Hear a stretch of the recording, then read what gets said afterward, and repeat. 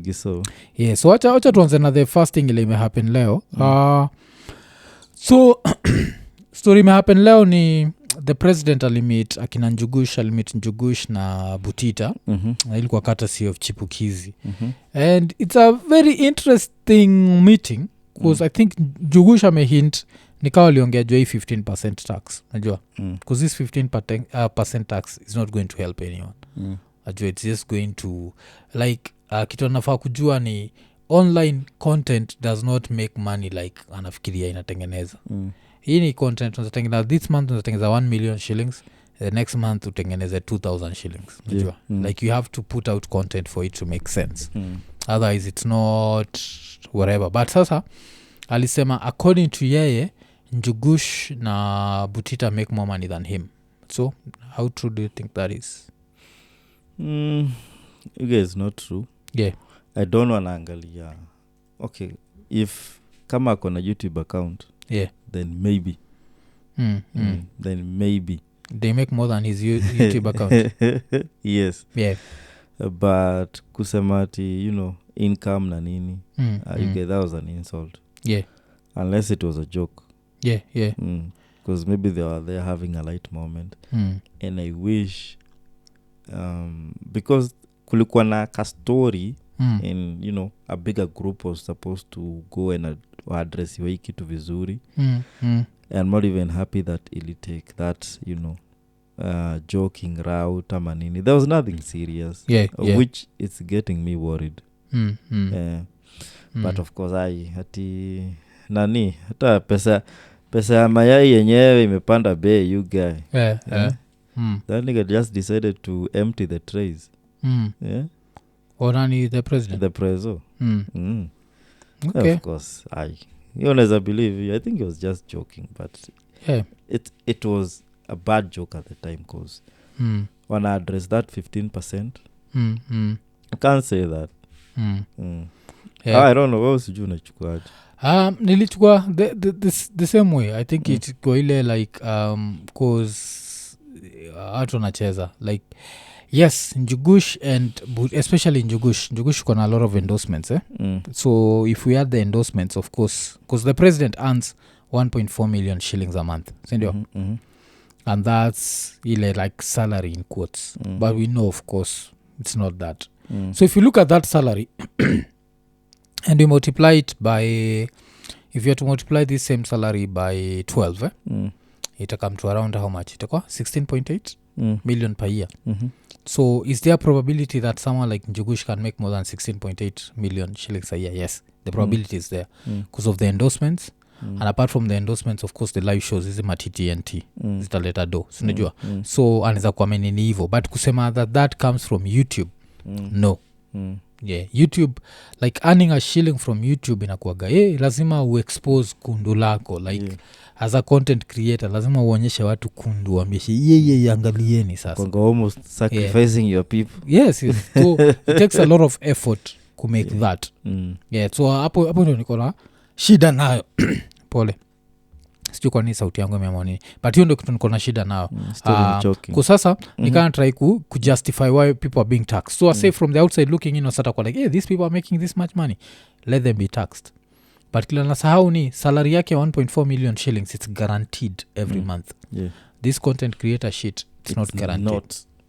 If you don't work you don't eat you get weak najua like it's simple it's very simple mathematics you have to work for you to eat if you don't work alafu pia sometimes you work and you put out some good shit and people decide no we're not going to fuck with this kama sisi in that right state of mind si tuli work hapa jo Costa Ojwang so like fuck we're not fucking with this it's a dope show like hadi kanini kage kutokangi hapo hata nini hii nani anaitwa nani hii David Etale it's mostly ex-soldiers who've really like messed with it unajua ile alafu place kama Twitter na TikTok the short clips have really gone but on YouTube people are like fuck you you worked we don't care about this story because kuna ile element pia ya Kenya ile wasoko fascinated na celebrities sana so even working does not guarantee anything so for him to say that but that was not even the bullish the most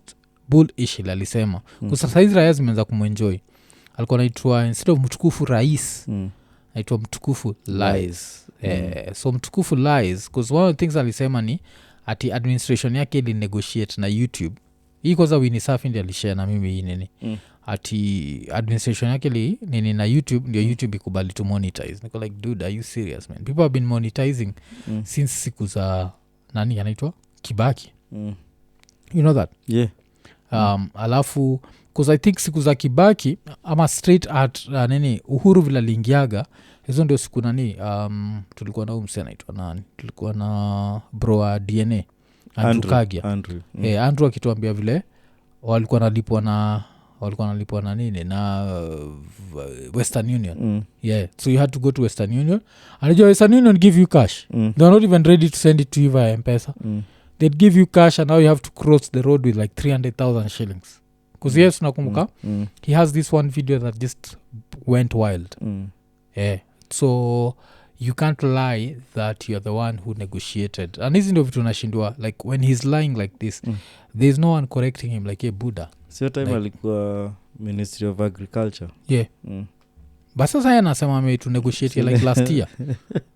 So kama sasa iko nini tulimonetize when I think iko nini tulimonetize end of 2021. Yes, so we had nothing to do with him. Because 2021 bado tulikuwa under the Uhuru regime. Yeah. So for him to claim hivyo alikuwa like I don't know. Okay, wale watu wenye yeye amemonetize nafaa tax aanze na wao. Yeah, watu wamesaidia kuna. Yeah, wenye amesaidia bana. Yeah. Yeah. Kwa siku hizi imefika level ingine nini imefika level ingine saizi I think ana clutch on straws. He's just saying stuff. And nashindwa because this is the sober president. The last president was someone ule nikimuona macho zilikuwa tu red, alikuwa na kamewaka. But he used to make more sober statements than this guy. And I find that to be strange. So I don't know if it's the Holy Spirit that's working in a mysterious way because asinyiti rada. Alafu sasa attitude ya kutax kila kitu. Juka saizi umesikia ndai zitakuwa zikitaxiwa 5,000. Yeah, like an extra like for every 5K. Seat. For every seat ni thou I think. So at the end of the year ni 5,000. So wanasema whichever is higher it's 5,000 or something low. So kama uko na ka 3-seater ama uko na ka 2-seater which can be like an SLS Mercedes Benz. Hiyo ni 2-seater ama yuko na Nissan I don't know kama Nissan nini. Nissan GTR ni 2-seater. Hizo so utataxiwa for every seat. But since it's less than 5,000 now they end up charging 5,000. But so let's say everyone is just going to pay 5,000 for small cars. Yeah. And this is something that never existed during both Kibaki's time and pia haiku exist during Uhuru's time. Najua. So right now they just want to milk the cow the best way they know how. Yeah, man. Yeah. So uko tayari kununua gari ama ununua? Unajua story itaongeza tu nini corruption. Yeah. Because niggas wata find ways on how to import cars illegally. Yeah. Ama how to evade. Gari hawezi hepa illegally hawezi. Because I think the way they're going to do it ni saizi insurance companies. Okay, by insurance takuwa inabidi na top up. Yeah. Lakini mimi dream zangu za kundai unajua mimi nilikuwa na try ku KZ jo. Kwa nini? Juu nilikuwa nafikiria at that time. Yeah. By the time nafika KBA ilifika 2008. Yeah. Yeah. So nilikuwa najigauge unaota KBA kufika hiyo time because mimi nilikuwa KBF na KBF yangu nilikuwa naichukua 2009. So KBA to F haizi fika haraka hivyo. Yeah, you are still like a kid acha mambo mingi. Hizo time tu. Because but nilikuwa mimi na jigauge na KZ kwa junior. At your time unajua tulikuwa na estimate wealth. Ulikuwa na equate wealth na hizo vitu. Yeah.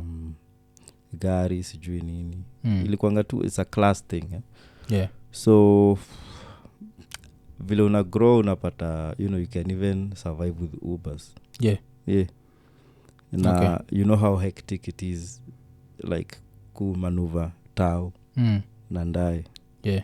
unajua Uber utatoka hapo ushuke hata utajali mahali anaenda kupark straight to your business call another utoke so it's easy so me dreams za kuonda hizi for the but at some point yes okay. At some point yes of course at some point yes niko nafikiri ni forever no zi cause nanijua mimi nakwaga I'm like one of the first people kuambia gasi like buying a car is not necessary but kusema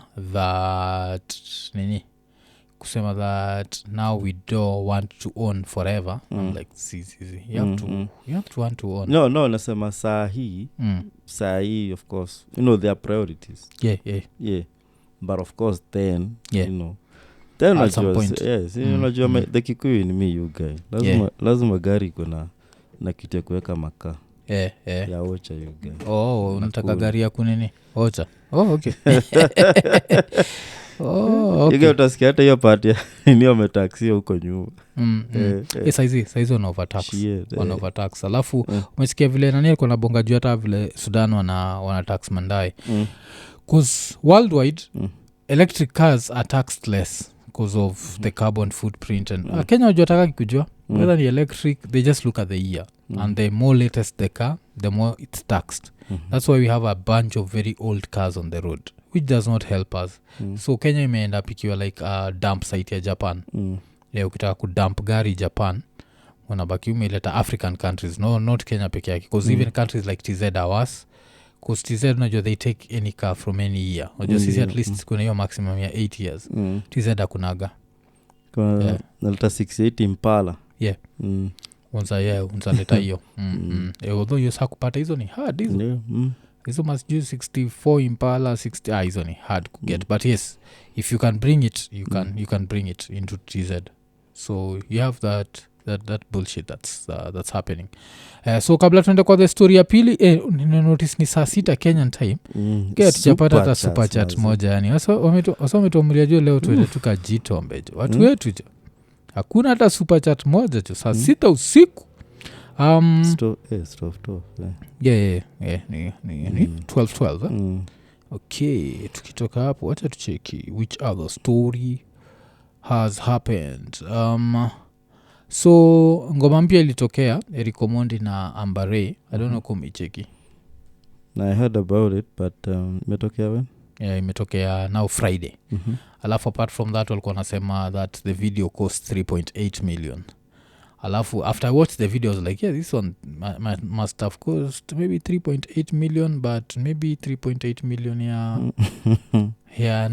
not even Uganda Zimbabwe. I think Zimbabwe that shit looks like us like your video there's nothing special about it alafu iko na ile rhyme patterns za mtoi zile za nabashika yani it's bullshit it's basically bullshit and indo kitu inafanyaga watu wanakuwa confused juu ya Eric Omondi because one minute he sounds like he's fighting for this thing then the next minute he sounds like unajua he's just cloud chasing because like I don't know what he's trying to do ukiniuliza what Eric Omondi is trying to do what he's trying to achieve I actually don't know and that's what's messed up about the whole thing like what is he trying to achieve is it just cloud chasing is it because like why release a song we have enough songs out here why are you releasing a song you're a comedian give us a stand-up comedy tell us you've spent 3.8 million to whatever this alafu pia another thing if you have 3.8 million to spend and you're trying to promote the Kenya music industry or the Kenya entertainment industry promote it in a different way spend this 3.8 million now to make like the best stand-up show ever I think and then tell us like musicians learn from this we'll be like because look at even event ya Njugush your event ya Njugush was to tell us he spent 3.8 million we'll be like it makes sense and I'm sure he spent less than that maybe while he invest like maybe a million ama 1.5 to get the product that we got so sijui wewe una feel like have you ever sat down and felt like you need an Eric Omondi song in your life no zi what about an Ambare song because okay first of all sijaiangalia like hata nikisema content creators Yeah. naji au na categorize wale wa clout. Yeah. Na controversy. So anything they do is just controversy. See nani naitwa nani, whatever Eric is doing right now, Yeah. naona ni kama ana try kuwa politician. Yeah. In the next maybe coming election. Yeah. Because this year towards the end of last year amekuwa tu akigo political just juu kitambo alikuwa amenyamaza. Yeah. Yeah. Basa yuna mchekia kotao. Sijui anatetea nini, sijui anafanya nini. Na trying to become a politician, you must be a controversial businessman. Yeah. Quoting prizes out of years. Yeah. Yeah. So hakuna any art. Hata kijita comedian hakuna kitu. I don't know the last time. Ni tu ile kitu alisema ya last nikacheka. Ni clip ulikuwa umeka kwa story yako. Yeah. Yeah. Alikuwa amesema God speak to Ruto. Yeah. Yeah. As in that was a bit of a glimpse. Yeah. Of ile Eric mwenye tunajua. But whatever he's being doing right now, yeah, it's just been provocative content. Yeah. To keep him relevant. It's not anything. Hata ukimwona tu ni ile tu ana live to debate. He can't leave you on the floor laughing. Yeah. He just leaves you scratching. Yeah. Just leaves you scratching your head like udude anafanya. Because I can't remember the last time I saw him like cracking a joke. Yeah, exactly. Yeah.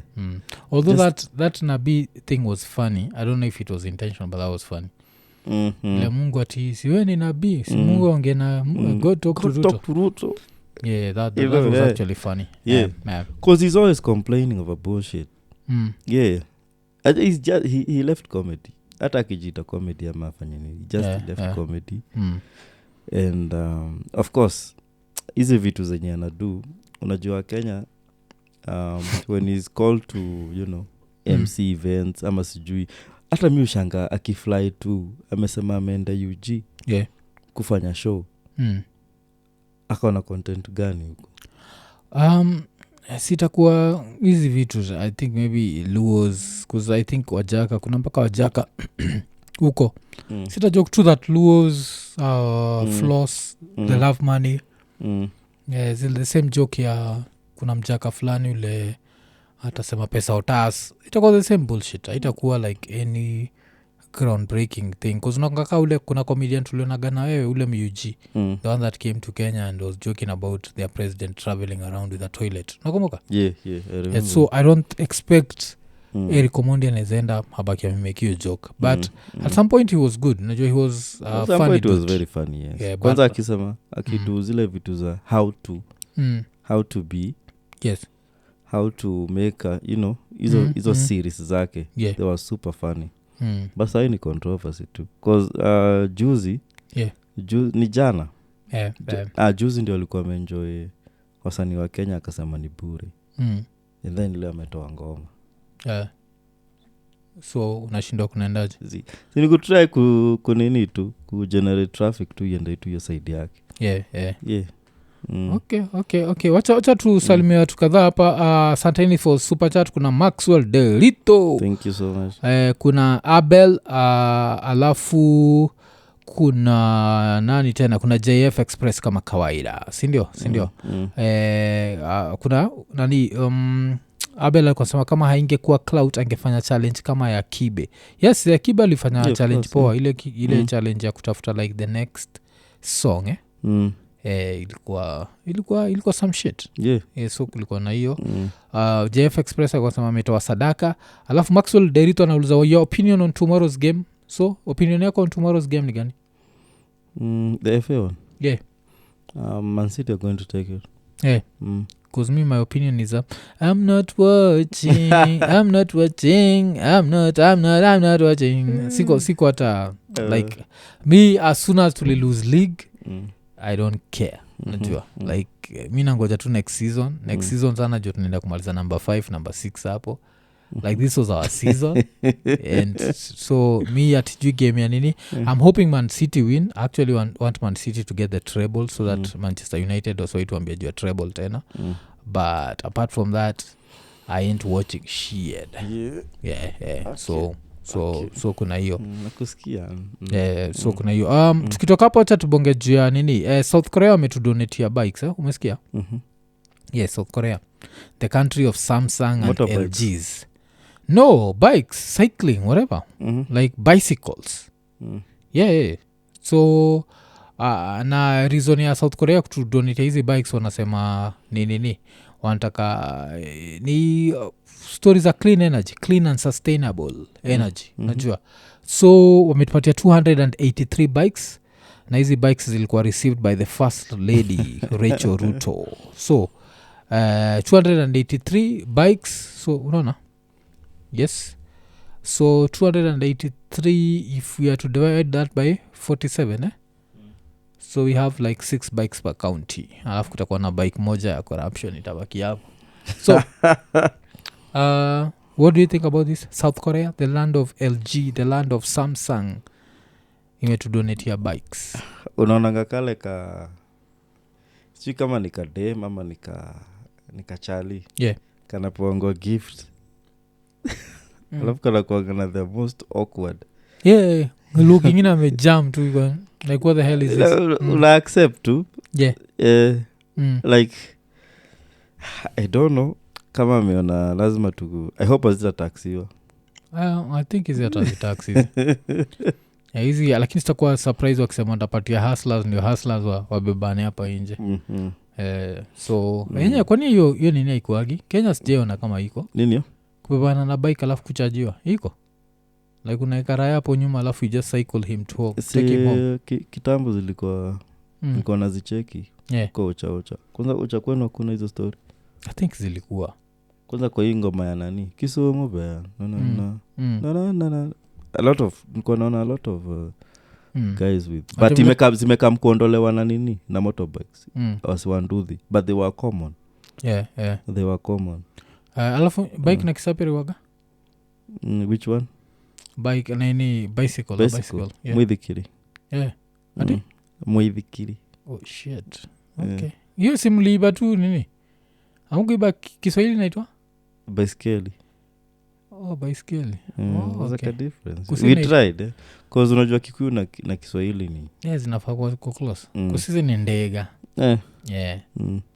so ndega saizi hata nikoshua kuna raha zimejam yani tu South Korea wametuletea ndega alafu sahii ndega nashindwa watazidistribute hivo ama watazidistribute according to votes because if it's according to votes Kisumu County ni 1 bike because tayari if it's not according to votes you're getting 6 bikes so these 6 bikes how are you going to cause one way how this would have made sense is if the president them nama CS nama nini wangekuwa na cycle to work then we take all these bikes let's put this magazla scandal let's do this because if the Dutch president can cycle to work the Kenyan one can cycle to work you get to go cycle but you see Africa we want to show off that we have money we have what because I'm sure even the Korean president who are gonna smaller motorcade than the Kenyan motorcade najua hivyo trajitete na Al-Shabaab and what but I doubt I don't think it's about that it's just about your extravagance we love extravagance so ni 283 bikes alafu so ilikuwa gani nani the first lady alirelease statement akisema road transport accounts for 10% of global carbon emission we must tame this to save lives okay are you thinking you're saving lives because of that with bikes easy actually with Kenyan driving it's even riskier to drive those bikes man alafu ukiletewa ushanotice ukipatiwa present ya kipumbavu waga lazima ujustify because always ambia South Korea like fuck you man we need better than this because like even one of the things alisema ni this will help our farmers earn more from the produce hence support more livelihoods unacheki so because the bicycles will help in timely transportation of goods to markets una transport aje ngunia na bicycle si una balance chukua ndega hii ndiga imetoka Korea, lakini sasa shida ni hii zile raya kadhaa zilitend up na hizi bikes because they look good. The bikes actually look really good so zile raya kadhaa zitabaki nazo tako jo buda jo hii ni ya South Korea jo hii kwa mpaka na app buda jo unacheki like the bikes actually look really good. It's just that mi nikiangalia South Korea I expect more from South Korea than this shit. Unajua nini hii hata haiwezi survive wacha to start with. Kwa nini? Unajua black mamba vile zinakaanga you guy. Hiyo ni mashine yenye inatoa makaa sijui nini. Inakaa hata ukiweka mizigo inapasuka. Easy heavy duty. How sure are you, man? I think if they were I'm looking at it. I know, I'm thinking if they are donating it to a third world country, maybe they must make sure it's there. It's some shit. They know our roads are not roading like the roads in Seoul, Korea. Yeah, I think it's Nini. You guys still doubt it, you guys. You guys have seen that other old school bike do wonders. Yeah. Nacheki zile maziwa kitambo ilikuwa inawekwa kwa this mitungi za chuma. You guys imewekwa hapo. Amepeleka mtoi chuo nayo. Na bebe sijui ni nguni ya makaa bado iko hapo. Yeah. Same bike. Yeah. Na kunanyesha. So okay, we'll try and see. It's a bullshit price, but it's also a bullshit, I understand why you know you have to be. You can't tell Korea that we've used our money for corruption, so we need you to donate shit to us. So you have to understand why. Yeah, pia ilibidi lazima smile. Yeah. But this is bullshit. But there are other gifts that you know next time wanaweza consider. Yeah. Hatuna inaitwaje? Hakuna mashini za CT scan mingi. Hakuna hizi mashini za ODG and whatever. And actually those ones can actually help save lives. Yeah. Through early diagnostic. Okay. I'm just saying whichever other first country nafikiria kunini kutudonatia vitu. Hoja shida maskini wasema gani? Beggars are not choosers ama inakwaga? Yeah, ukiwa beggar cause si usahau Kenya as a country we are a begging nation. Tukienda kwa hizi countries zingine lazima tulambe rasa, lazima tujihumble, lazima cause wewe mwenyewe try to imagine unafika South Korea is a country like Netherlands uses a lot of bicycles and even donating bicycles to Netherlands would make more sense than even Kenya. But ushaonaga South Korea wakidonate bikes to Nini. Alafu nizataka kujua why 283 why not 300 like why how did they settle at this number?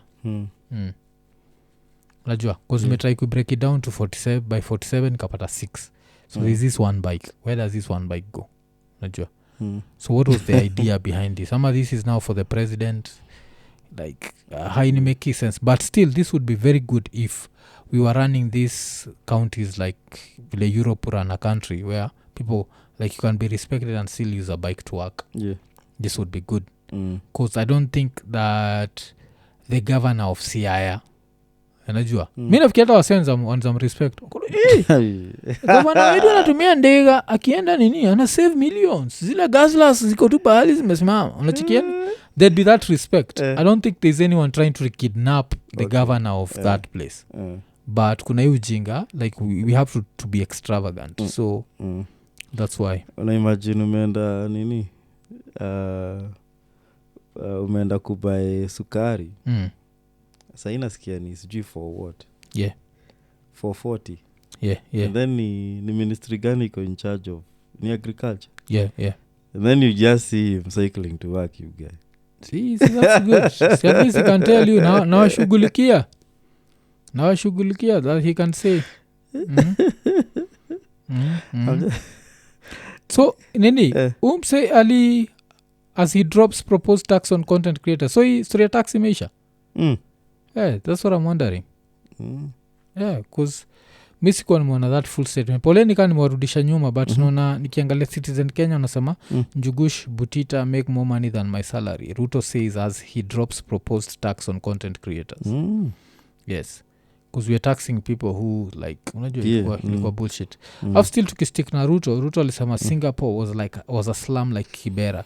Hii ndio kitu wagafani sana na Singapore. Like everyone pulls some bullshit story about Singapore and even bullshit stories about South Korea back in the days. Yes, these countries were poor, but the difference with them is the first thing that they got rid of was corruption. Ujoga hivyo? Like corruption in Singapore is punishable by death. Like there is no real space. death. Yes. There is no space for corruption. So that's why they are the levels ziko hapo because that is some mysterious whatever happened. Ilikuwa just they knew the number one enemy for development is corruption. Sisi, we still want corruption to coexist with development. That will never happen. Wacha nikupatie example. Nimcheki study ya Embu. Like everyone is so proud of that stadium. Umeona? Cheki. Yeah. So anasemekana hiyo stadium ili cost 476 million kurepair because it was already there. You know that it was not like it wasn't there. Oh, see, they built it from scratch. Yes. So have you seen the seats kwa hiyo nini kwa hiyo study? Umeona hizo viti ziko hapo? Then ni viti za plastic. Cheki zima viti za zinakaga like Ken Poly or something. So I don't know what the capacity of that stadium is, but nizo viti za plastic. So let's say the capacity is 100,000, which it's not. And 100,000, then we price every seat at 650 shillings. Do you know how much we'll end up with? That's 100, let's say it's 100 million shillings. Yes. Yeah. Just for the seats themselves.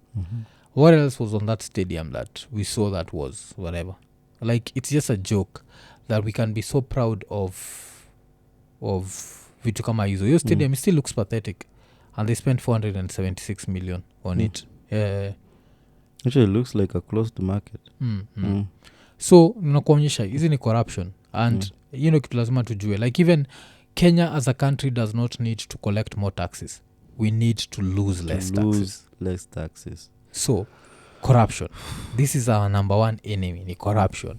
And now it has to come back to the leaders. Kuna swali moja ile nani aliulizaga, unakumbuka kwa the debate ilikuwa ni Eric Latif ama Eric Latif ama iko azikwa Mark Masai. Kuna watu kusema gani, even this question is the question that cost Mark Masai's job. Nakumbuka Mark Masai akiuliza Ruto how much is enough, la Ruto akamwambia enough is enough. It comes back to that, like how much is enough for these leaders? How much do you have to earn for you to eventually say, you know what, taxpayers is sacred money, I'll never steal this, I'll never touch this, you see? And then now you start developing a country, because just taxing people and we still lose the taxes helps no one.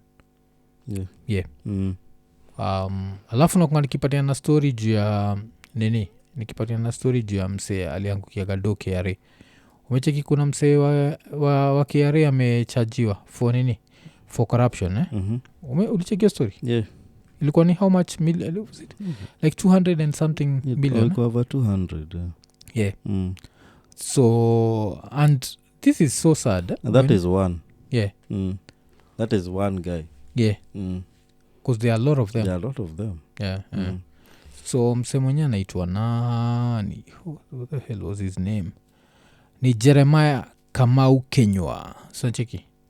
So the anti-graft agency says in quotes that Jeremiah Kamau Kenywa, who resigned from KRA in March last year, amassed properties through corrupt dealings in his 7-year period, in which his net salary was 11.6 million. This is still a lot of money.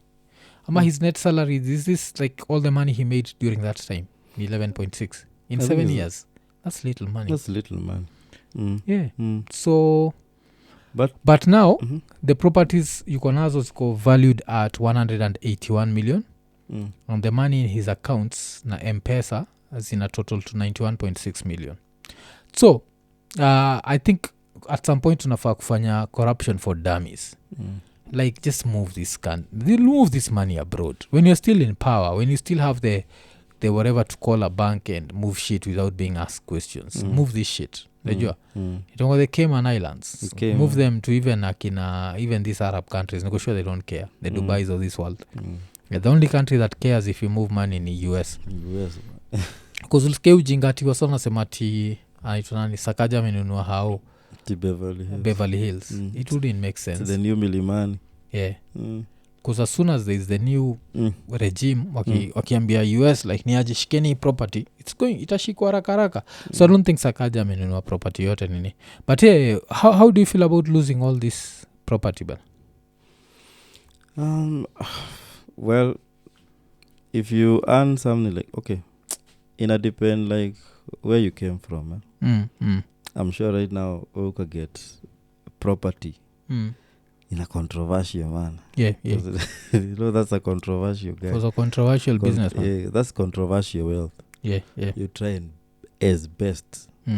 Could you say that you're going to jail? Yeah. Sana ni illegal. Say that you're going to jail ama you're going broke. Because before unaona hii kesi yake before ifike hapa. Yeah. He's been investigated. Na alikuwa naambiwa ni aje. Hii kana kamkunukia unapelekwa wapi? Yeah. Ni kiburi yake yuge imefanya hapo. I don't even feel sorry for the guy. Because Kenya before they, you know, they wakuanike, they want piece of your pie. Yeah. Kila mtu anakukulia, akuache kama amekusota lakini maybe akuache tu na kidogo. Yeah. Ama anafeel vibaya because you ate alone. Inakuanga they just wanakuseti wanafanya nini. So they just fail to cover his ass. Hapa ni Kenya. Yeah, you have to. And why didn't he immediately akina Ruto alishinda kwani ya ku kiss ass now? Because I think that would have protected him. I check. Because kuna ilimesema investigations revealed that the first respondent received huge and successive cash deposits in his various bank accounts which he could not satisfactorily demonstrate the source, and therefore the commission reasonably suspects that the same were bribes. So the ESCC initially targeted property worth 360 million from Mr. Kenyua and companies linked to him. But after investigations, the commission said he was able to explain how he acquired some of the wealth. This is simple. Just open a chicken farm. Me is open to chicken farm. Niko na lot of chicken. Niko like if the president can make, why not me? I'm sure na before real estate kuja nini. Unajua ni biashara unaweza satisfy. Yeah. Unaweza sustain through cash. Gani? Just go into construction. Yeah. Okay. You know, you do not break the law with having a lot of money in cash. Unajua hivyo? Yeah. It's not illegal having a lot of money. But cash. Kitu nimekuwa nikisema history ya handling cash, nikashtuka sana jo kwa sababu officers from EACC raided Mr. Kenyua's home early last year and seized more than 1 million in Kenyan shillings, Chinese currency and UAE dirham, which should also be forfeited to the government. So kuna hiyo shit. Kuna hiyo shit. I can at least just do it in dollars bana. But now I don't know, usikae where do just hide the dollars? Invest bana. Because I always say yes. Hide your money in dollars and hide it in cash. But sasa story ni where do we hide it? Insurance. Because the only way to hide it would be everywhere una move bila simu. You understand? So you can't move with a car that has GPS because that one that GPS yako angalie. Na you can't move with your phone. So nacha phone yako. So you have to go dark. So anything happens your time. So you go dark. Na kamulika mwizi fulani. Kale maybe kuna watch fulani ulibai kutoka kwake. Acheki. Like na watchi like you'd have to like kamulika mwizi kamebaiwa from watch fulani yuko Kapsabet. We mwenyewe una move around in Nairobi. Na mso Kapsabet alienda nayo LD kwanza kabla achie. Unacheki? Like you don't have to be a very dumb phone that you can communicate with. And now, where do we hide this money? Because you can't hide it in any of your properties. So it's easier said than done. So when you're in power, that's the time to move the money outside the country. When you're in power. Na, I don't know. Maybe we can even ask when you're na watch. Yeah. Nilisikia hizi stories insurance and circles. Yeah. Can they trace inajoina kuanga very hard trying to trace your money there. Yeah. I don't think this is a lot of money, man. Pia si nini moja You can have maybe different circles, Mm. insurances, Mm. and I don't know something to do with FOSA. Or if your bribes are being Yeah. Nini, let your bribes be sent to the Nini offshore account like automatically. Yeah. Yeah. Plus, do you So, know, I was having this conversation na msee ni best yangu ni banker. Yeah. With one of the top banks. Na niambia there are 2 banks in Kenya, ni vile siwezi taja hapa. Yeah. Ati ukienda ulizwe you want Makarios 1, Makarios Onyango Ouma's funds. They say no. Our Ninis are confidential. Okay, so if you get controversial money, controversial wealth, you just go and dump them there. Kuna kuorganizo banks. Najua zile banks unasema. Kuna hizi banks zile uaga. You have the big banks, that you can never hide money in. And hizo ni akina Equity, KCB, Standard Chartered, Barclays, Absa. These ones are known for everyone. And hizi ni banks zile ukienda kwa reception utakaa for long. Na kwa tukienda Standard Chartered mi na wewe, we stayed there for like 2 hours and were not even served. Do you remember? So you can't hide your money with such banks. But then you have these 2 funny banks. Najua hizi unaendanga kwa reception napata ni wewe plus my receptionist. And then you wonder, they have very few clientele. And apart from having very few people, they don't nacheki. So those are the ones to whatever. And then ile time uko in power, always know that there's a day that's going to come when you're not in power. So use that time to move bribe your shit. Politicians. Bribe politicians and also move your shit abroad. Yes. Just make sure your shit, you have at least $3 million flani that's untouchable. Najua. Like it's just out there. Asi wenye sijui wa ubuy gold or something. Gold Kenya utauziwa nini hicho. Najua pia usemaga kwa biashara, never do anything that you don't understand. Like right now, Ian, if I give you a gold bar, can you prove that it's real? So why are you doing that business? Shit, nani ulichekio clip ya Sonko? Gani? Amepeleka nini jewelry zake zichekio kani real. Juu ya nani alimuenjoy. Nani? Ni this dude, what's the name of this dude? Ali-enjoy one Alai. Alai alimuenjoy that hizo vitu zake ni fake. So as soon as Alai said that, he got all up in his feelings. Hiyo ndio kitu ilibaki imemhurt feelings zake. Okay. So nimekuunderstand. So kwa any business, never do a business that you don't understand. So saizi Ian, ukiget dough usibuy diamonds because you don't know what fake diamonds look like. You don't you understand. So you always have to understand the business that you're doing. So cash is king, as they say. So I'd say like the main thing is, can this kama easy banks account zake wanasema ido ya corruption iliingia, si ndio? This time ilikuwa inaingia, it was not being frozen. That means he could have also moved it out. So you move the cash out to the Cayman Islands, si ndio? So there's that clear trail the money has left. Now what? Now the second question is what mnataka tufanye? Do iko huko nje. Sasa ukiwa na kutafuta unaanza kupigia Uhuru simu like wanna to target because I supported you whatever. But like don't get the money in, like pesa ikiwa hapa Kenya, because ikiwa hapa Kenya that's a problem. So that's number 1. Number 2, as I always tell people, this bullshit of you have to own a house in Nairobi has to stop. So just build kahao oja hao mzuri. Very soon I'm hoping, even as much as Kenya is corrupt as hell, I'm hoping like very soon tutakuwa na Starlink. Tukiwa na Starlink you can live anywhere and have very good internet, sindio? You're already rich, why do you need Nairobi? Our parents needed Nairobi because they were coming to Nairobi to look for money. Unakumbuka ile kitu nani alisema naitwa Costa? Nairobi sikuja kutafuta pesa, sikutafuta kazi. Kazi nilikuwa nayo kisha. So ka tayari uko na pesa, do you need Nairobi? No, you don't need Nairobi. Unacheki. So hiyo ndio nini, but it's hasa wana lose do. Hasa hizi wase waku support gava wana lose pesa. Alafu on the other side cases are just being dropped.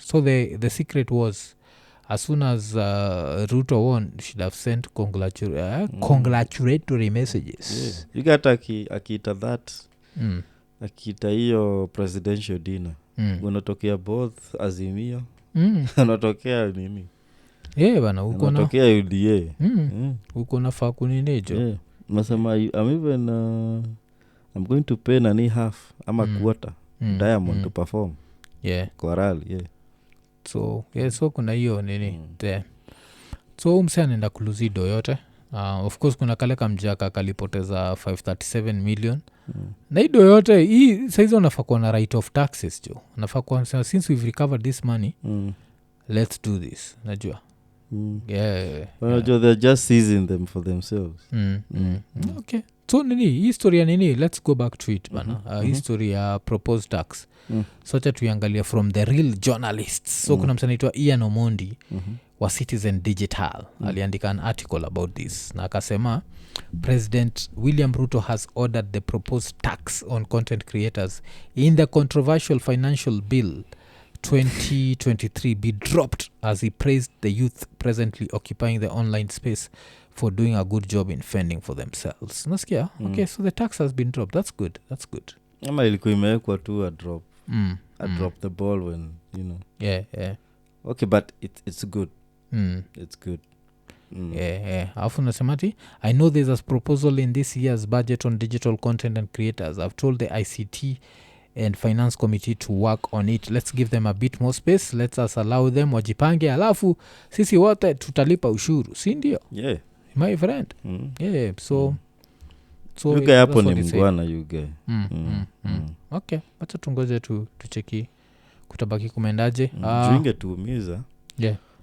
Unaona if they allowed these taxes the items that we use.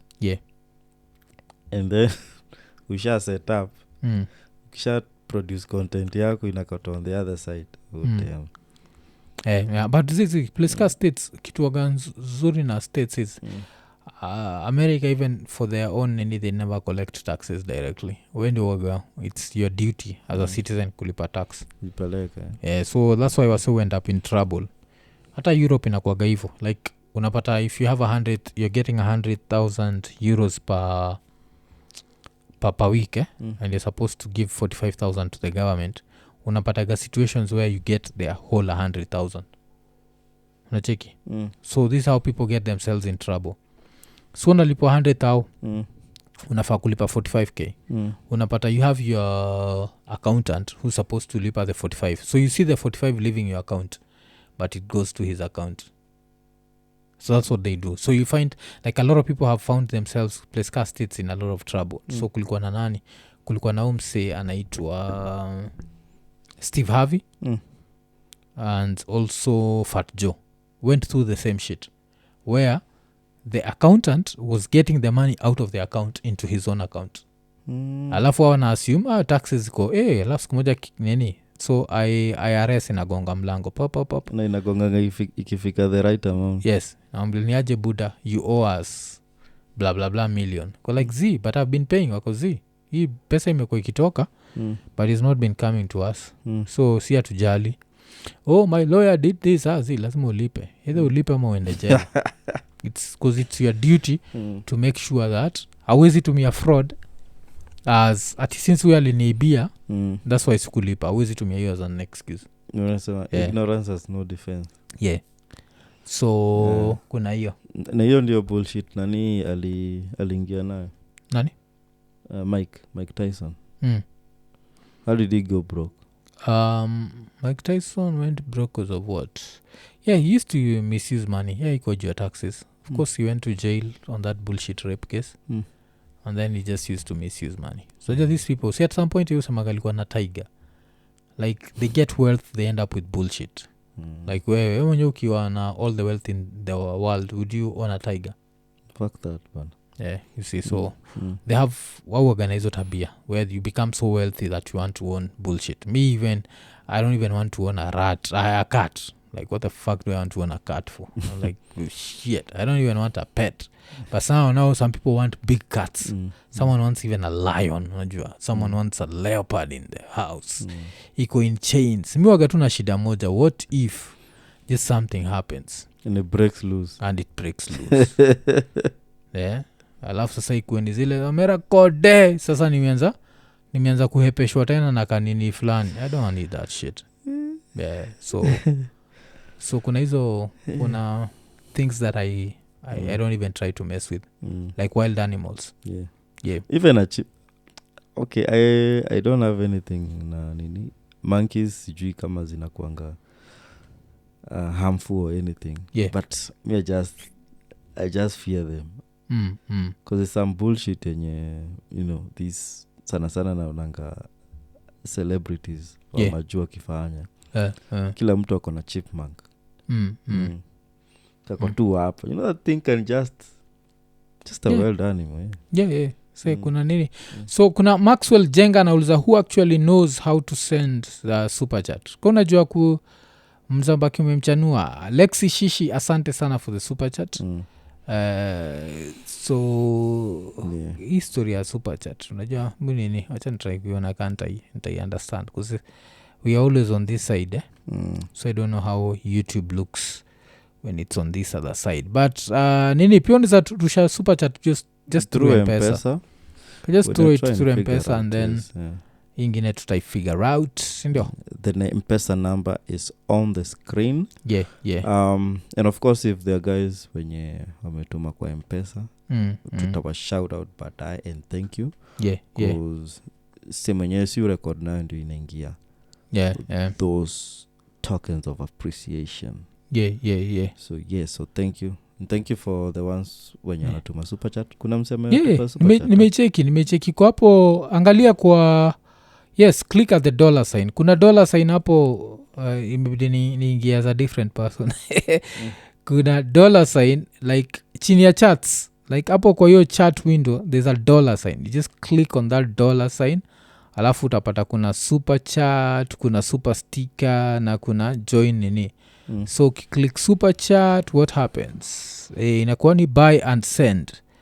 So how do you buy and send? Wacha ni try ni click buy and send and see what happens. Buy and send. Okay, may click buy and send, inakwambia perform confirm your purchase. So what you do is you put in your security code that's attached to your credit card number and inaenda. Alafu remember next time it does not need to ask you. So yes, you just need that. So the card that you can put is your global pay. Kuna global pay ya nini inaitwa Safaricom. Yeah, Safaricom. You can use that. So ni click the dollar sign ile iko hapo. So Buddha, I hope umetuelewa kikam tu hivyo, si ndio? Yeah. So hii finance bill unaionaje? Because inafaa kupitishwa ni next week okay, not this coming week but the week after, si ndio? Ama watakuwa nini parliament when? I don't know when they're resuming parliament but inasomangwa around June, si ndio? Yeah, sina najua finance bill parliament 2023 next week. Inakuja siku gani? Because I doubt kama ni hii wiki. So unaionaje? Like what do you like about it and what do you hate? You guys, so far there's nothing to like. Cause mbona unataka kujitegemea? Kulipa ushuru ni kujitegemea. Yes. One way or the other they still get something from us. Yeah. So it's all about, you know, closing those loopholes. Hatungekuwa kwa hii shida zote. Yeah. Plus what I'm looking forward to energy. Yeah. Sana stima, is it going backing down? Stima haiwezi go down because stima mimi nakumbuka kitambo siku za uhuru. Siku za uhuru originally 5k used to give me 335 units. Siku za uhuru. Then during Uhuru's time, I won't say that this didn't happen during Uhuru's time. So during Uhuru's time, it can move from, like during COVID, because now I started staying in the house. Like the more you use electricity, the more whatever. So during COVID, tulikuwa afraid that the world is ending. So nikakaa kwa keja, nikanirusha kwa a different tier. So now I started getting for 5,000 shillings, I'd get 225. And that's what happened till From Uhuru. From 335. So I lost like 100 and nini. But hii haikuwa juu ya ya Uhuru haikuwa haikuwa jia ati power became more expensive. It's just I was moved as a user. I was moved from this tier to this tier, because the higher the tier, the more watts unatumia, the more kilowatts I think, the more units you use in a month, the more you're charged, sindio? So during Uhuru's time nikarushwa juu. But sasa nimekuwa kwa that same tier all this time. But now sasa from hapo niko napata 225, now I'm getting 155. So I've lost 70 units in thin air. So I mean it's still the same level, but now price may increase. Kuzile Uhuru ilikuwaga, if I was to disappear for 3 months and maybe for 3 months nimetravel, nimeenda pahali and I've not used, nikirudi ninge go back to 67 units per nini wacheki. So but sasa hii ya Ruto hata saa hizi nikiamua disappearing, if I come back, the best that I can do is it's still going to be expensive. I'll never go back to, you understand? So that's what used to happen during Uhuru's time. So sana siku hizi I don't know nini you drop. The last time kulisoma budget, I think things just went up. Na so far because I think kuna zile proposals wase zimelik kwa watu, and it's just going to be doomsday. If ye of little faith, unajua watu upendanga kutio nini yuga, utakuwa unaona tu woi because nikisema unajua nani Rigathi kai tunatestiwa yuga, alisema ati Kenyans ati they are quietly, ati tunadmire these measures quietly. We don't want to speak out, but we have a hunch that the country is going towards the right direction. Cool. So there sioni anything. I can't approve whatever is going to happen. I'm not seeing myself smiling. Your budget ikisomwa. You get to jikaze. Fasten your seat belt. Let's wait and see, man. Let's Ama maybe you have a copy here. Unajua kuna ile like kuna zile vile mtu jidanganya unasema like I'm hoping Jesus Christos ends up nining, but I don't know. So wacha nini, Paul Kongo, asante sana for the super chat. I think ni super chat ya pili ya Kongo. Thanks, asante sana. Winnie Safi, asante for the super chat. Alafu Lexi Shishi, asante for the super chat, si ndio? So kulikuwa na hiyo. Alafu tukitoka hapo kuna hii story moja that I found. Ulicheki bridge ilikuwa ina trend. Kuna bridge fulani ilikuwa ina trend hapa Nairobi. The bridge ilikuwa inaonyesha like sewage. So there was like a sewage. Something like that. So there was like a sewage inapita. So apparently this sewage kuna farmers that are using hiyo shonde kama fertilizer to grow food. So now swali ni when does pure shit become a problem when used as a fertilizer? Because I feel like kuna zile vitu si mind ukitumia shonde kufertilize, but kuna zile na mind kama ukiniambia doma na ngwashe ulitumia shonde ka fertilizer, you get tunashikana mashati atupata tuko pale ile keki oruwe kuyeno, unajua ni it's going to be a problem. Niko itina lele keki take so hiyo ni ngwashe nduma that shit, those bulbs. But then ukiniambia mahindi kozi kukula juu shonde iko hapa chini, I don't have a problem na mahindi jikoko juu. Lakini anything that sukuma wiki I have a problem because sukuma pia ziko low potatoes, sana. Potatoes I have a problem, like anything that's carrots, but kitu yote iko juu sijui hii mti ya maembe watu walikunia chini ya maembe sisi ujakani kuna place kuna time hiyo the land of Koguta nishakwambia gajua Koguta the only lower land to have ever produced a president the one president that does not appear on any history book sindio so this dude your area yetu inaitwa Koguta like one of the things that used to happen is kuna time when you used to walk around Koguta and there were too many maperas zilikuwa mob na maperas zilikuwa mob before development ikuje and watu waanze kutengeneza makeja na choo so vile so litengeza keja na choo mapera zilidai cause raya zilikuwa tu zinaingia kwa bungu jo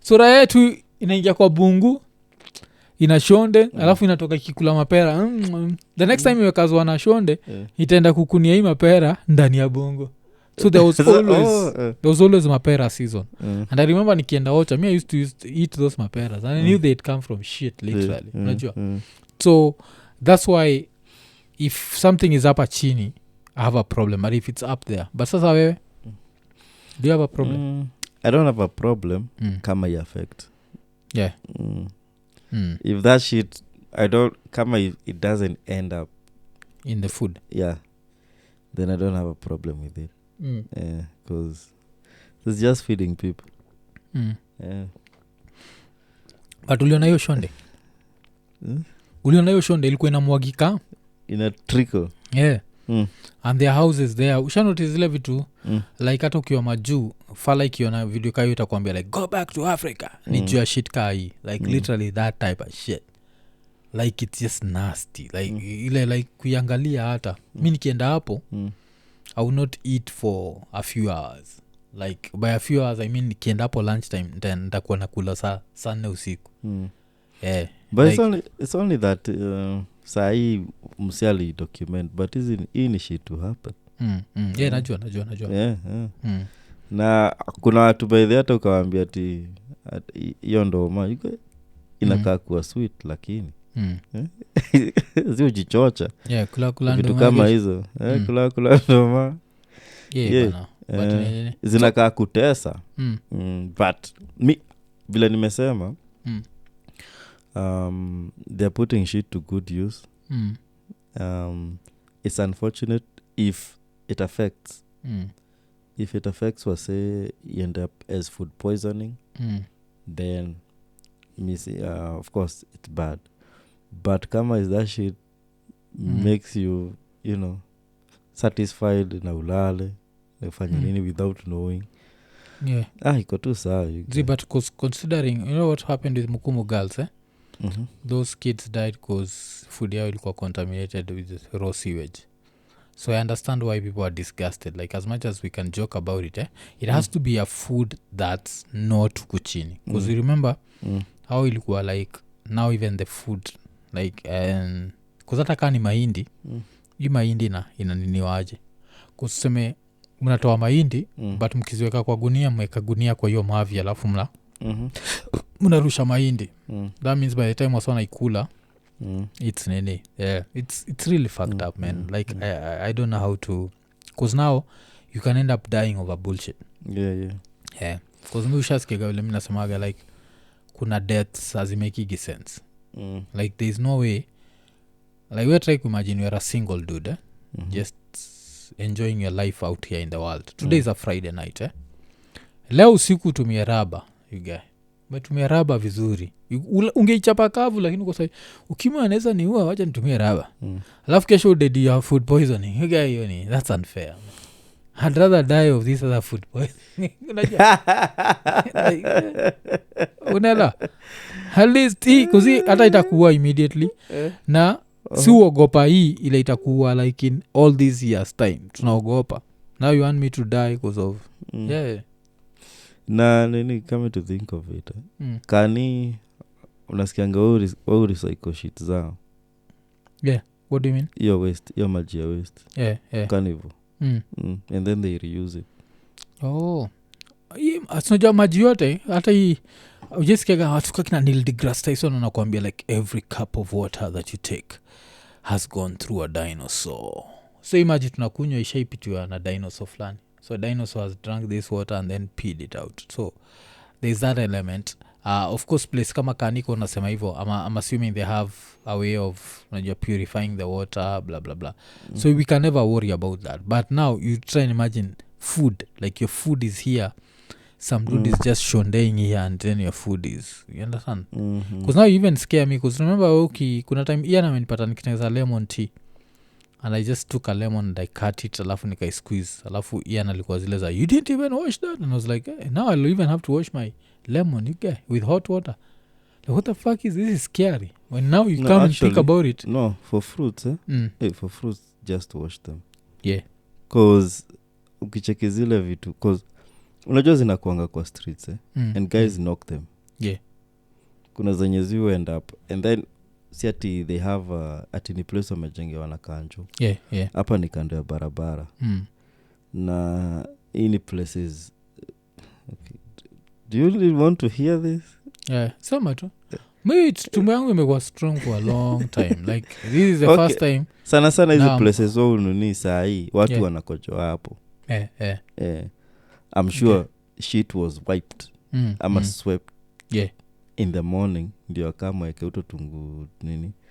Tungu ni atoa waekele hizo fruits zao. So ndio maana ushina wakikimbiza na kanjo because they're just selling in places zenye hafai. Kuna mitaro zenye zikuanga hapo za tao bibi ukinyesha. I don't know, there are guys coming and spitting. Sometimes hata if zikipata uchafu unajua wao palafana. Oh shit man, fuck you man, don't make me know that. So umesema unataka kujua? You have to disgust me. You have a strong stomach. What's happening, man? Shit man. Damn. Okay, just wash. Unajua how I wash the lemons hapa? Natumianga hiyo nini ya scrub vyombo. Yeah. You just scrub it. Oh. Yeah, cause kuna bigi anasema boss best fertilizer ni shonde and the plants know how to break it. Yes, that's why tumesema if it's up here we don't have a problem. If it's down hapa, cause we are seeing a situation whereby msane za kata anza kuwa na nini ana harvest mahindi. Alafu anaangusha mahindi zenye juu ya shonde, unajua alafu hiyo shonde ndio eventually anakuletea kwa meza yako. It's going to affect you. But if mahindi yenyewe iko huko juu na may harvest vizuri, then there is no problem. Nacheki. Kwa tunajua shonde ni biodegradable and all. So kuna hiyo nini. But anaitwa Osoro, asante sana for the super chat, si ndio? Yeah, thanks. Yeah, thank you very much. Alafu wacha nicheka kuna comment. Kuna JOB anasema mwafu kumekuwa na cholera outbreaks kule Lakeside. Oh okay, shit, I didn't know. Yeah, jo. Alafu kuna msema modern fitness, my biggest concern about that story ni chemicals from neighboring industries hizo za babadogo. Yeah. Kuna like it's literally some serious shit hii story. Kwanza hiyo toxic waste. Some serious shit. Serious shit. Yeah. We might joke about it here, but it's serious. It's not a laughing matter. It can get wherever very fast. So we just hope for the best. Kama kawaida, expect the worst, you know. Yeah. But yeah, man. Kuna time tulikuwa na this domain dude. Just sometimes ni rahisi ya kawaida you guy. Domain. Yeah. Mkomnenda. Tulikuwa kawasha KJ. And then we were really thirsty. Kama tulikuwa tumetoka Kikosh. I don't know what story we were covering. Nakumbuka tu there was wakiosha ndai wanachukua hizi mat wanaeka juu ya tank. And then that tank was open. So image yenye ina drip from the mat zenye wameosha inamwagika wapi? Kwa hiyo tank. And domain liko na kujua kutoka hiyo tab yenye inatoa maji kwa hiyo tank. I'm like, dude, no, you can't do that. Aniambia ni safi. So long as ina flow. It's just how you shit. Damn. Hadi wa leo.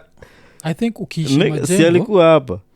Ukiishi majengo. Healthy as ever. kuna a certain level of nini utakuwa nayo ile si hatuna cause hard majengo earned immunity cause majengo I remember like early 90s tukipita hizo area there used to be like that time when like chos was na jam mpaka unapata kuna kisludge cha mavi nje and you had to pass there like so now you can try and imagine someone who was living in that slum their immune system itakuwa different na yako cause unajua vile nini nakongani natural selection so there are kids who are going to get sick and die and then there are kids who are going to get sick and survive and hapo sana unapata maybe akina domain yao the kids who got sick and survived so yeye immune system yake inakuwa on another level ile yako iwezi that's a sort of shit inza kupeleka unajua inaweza kupeleka straight to nini a better place you get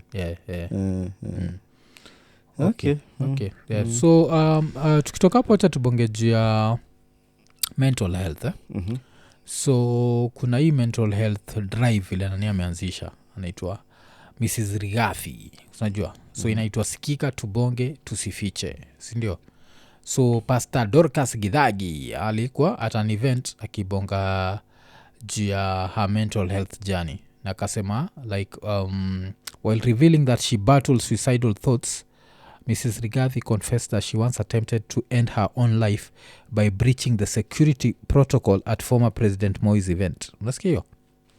My mother was in distress. I was in the university and I was contemplating suicide. Marriage was the only thing on my mind. Was the last thing on my mind. At a visit to Cabernet Gardens, I ran to President Moi because I wanted his security to shoot me dead. Thankfully, the president lent me an ear, she said. Unasikia hivyo? So, what do you think about that suicide attempt? It's a dangerous one. Those guys were having a good day. Because otherwise wanaweza kutandika risasi haraka. Ama the fact yeye ni dem. I think the fact yeye ni dem. Sindio? As a dude you can't... Nani ilisikia story? Alikuwa na story kama hiyo. CIS Walanza naitwa nani? Ngujiri. Alifanya? Si alikuwa nasema vile alikuwa natetea land ya babake. Na ilikuwa inaenda kunyakuliwa. And I think he also did the same shit. Alienda kwa convoy ya Moi, alienda ka jump mbele. Nitandika risasi? Alijump akisema nini? New story like ana demand attention. Na shamba ya nani budaki inaenda ku. So Moi was like, no, can I listen to this guy? Moi kamsikiza. So maybe years later, maybe CS nani Kimani Ngujiri alisave life ya nani ya Dorcas. So maybe Moi alifikiria this is the way Kenyans are trying to get my attention. It comes to land issues later. But when it comes to suicidal thoughts, you never know what vile watu wanafikiria. And easier ways zenye watu wanafikiria they can exit this world. So I can't take that away from her. So it's that's why because nikitu before msea commit suicide anakuanga amefikiria sana on ways zenye na nini anaweza enda because you know I found a clip of my bro. I'm the only one who has ever seen it. And he was saying like ame weigh options on how to go and na hakuna yenye anaona it's easy and he feels that plus also he anataka wase wampate in a peaceful in a peaceful state the ones that he cares about. So they go through a lot of stuff. Na exiting this world is not easy.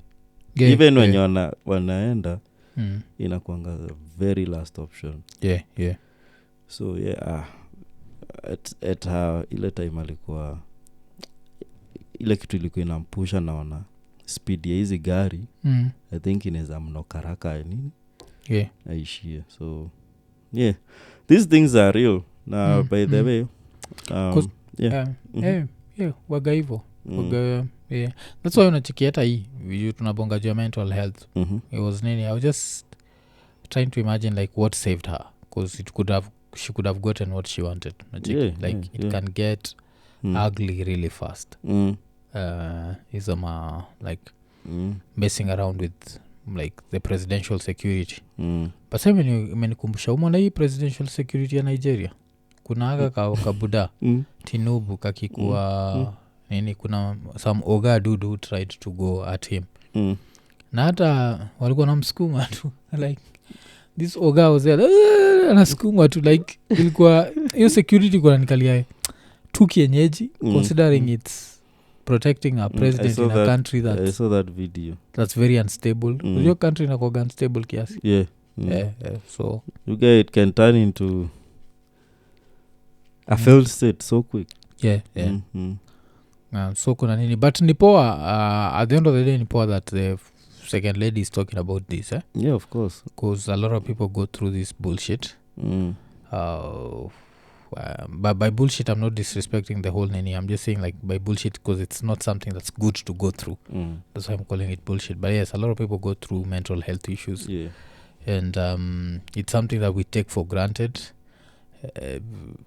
Najua like kuna zile vitu like the human mind, it's so complex that it's scary in its own way.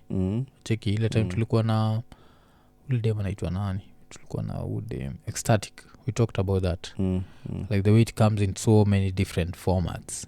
So the human brain it's just iko hapo tu because even that kitu ili happen, was it, which country was this where this dude decided to open mlango ya plane? Tumemba ni wapi? Was it in Egypt ama an Asian country? An Asian country, yeah. Yes. So ilikuwa ile kitu, kuna kitu tulibongaga na ule dem anaitwa nani? Tulibongaga na ule dem anaitwa ecstatic, and she was talking about something called intrusive thoughts. Hata kuna raya ili ni enjoy majuzi juu ya I think vile niliuliza nani juu ya mguu na kaguu. Kuna fala ili ni enjoy like you let your intrusive thoughts come out. But that's not an intrusive thought. So ilikuwa Asiana Airlines ilikuwa na land in South Korea. All 194 passengers walibaki wamenini, but the man in his 30s said he was feeling suffocated and wanted to get off quickly. Nacheki. So so I think hiyo ndio kitu ina happen. Police said that the man claimed during questioning that he was stressed after losing his job. According to the report, he's mentally struggling right now and losing his footing. We could not investigate whatever due to his state, but hey, that can be classified as an intrusive thought. So this dude had this wild thought in his head and he decided to execute it, and that's fucked up. Zingine ni they don't even need to ati okuwa premeditate. Sometimes ni just that's my intrusive thought. Snap to So funny. Okay, tumekuwa na wase wenye they've been going through some stuff, and there was the guest wenye tulikuwa na hapa, at least ameconnect na one of our own pia huku like Nini fan na amejipata they were going through the same thing. Story ya serving in the military. So imenikumbusha like a few people wale iko Nini fans wale najua wame serve in the military. Another person like if I'm not wrong ni Okeno Uranga. Okeno jo, tuambie experience yako ilikuwa wapi? Did you serve? Were you deployed? And sanja was your deployment ndio ga serious jo? Like now when you end up in the country of the Arabs, because the Arabs don't fuck around. Wasa ucheza je? Warabu wafakigi around. Because hata tuli get into that argument like on TikTok kulikuwa na whole argument about vile nilisema that Kenya is not a sovereign country. Najua Kenya is not a sovereign nation. So when I say that, niliona say kwa comments there was this whole argument kwa TikTok, which is good for the video because the last time I checked the video I think ilikuwa over 70,000 views. And kuna watu walikuwa nasema like sovereignty is like as long as you have your own money, your own whatever, you're sovereign.